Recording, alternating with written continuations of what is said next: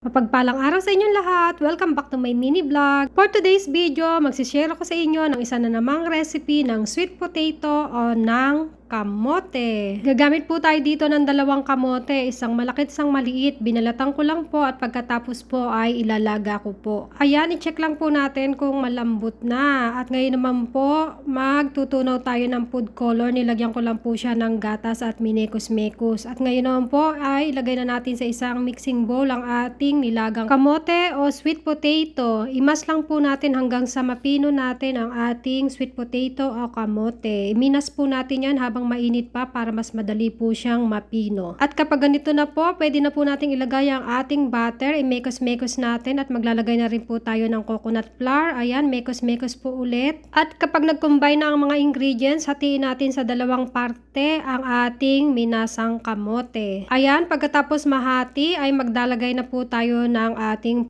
pangpakulay at syempre may flavor na po yan, ubi flavor po, may kasama na rin po siyang gatas o milk. At naglagay na rin po ako ng baking powder, mekos-mekos po ulit at after nyan, yung molder ay grease na natin ng butter. At ilagay na natin yung ating kamoteng may ubi flavor at i-flatten natin. At i-ready ko naman yung second flavor o yung pang second layer. Naglagay lang ako ng baking powder, ng flour at ng milk. Ayan. Ayan, after mailagay ang milk ay magmekos-mekos lang po ulit tayo at kapag na-mekos na nating mabuti, eto na po, ready na yan. Pwede na po nating ilagay ang ating second layer. Ayan, ilagay na po natin at pagkatapos ay ipa-flatten po nating mabuti at eto, ready na po, pwede na po nating ilagay o iluto sa air fryer. Set natin ang 150 degrees sa loob ng 15 minutes. After 15 minutes, luto na. Ayan, ready na ang ating potato sa pinsapin o kamote sa pinsapin. After nating ma-cool down, ayan, iyan mold na natin at ngayon naman ay i-slice na natin ang ating ginawa o ating niluto at eto, ready na ang ating kamote sa pinsapin o sweet potato sa pinsapin.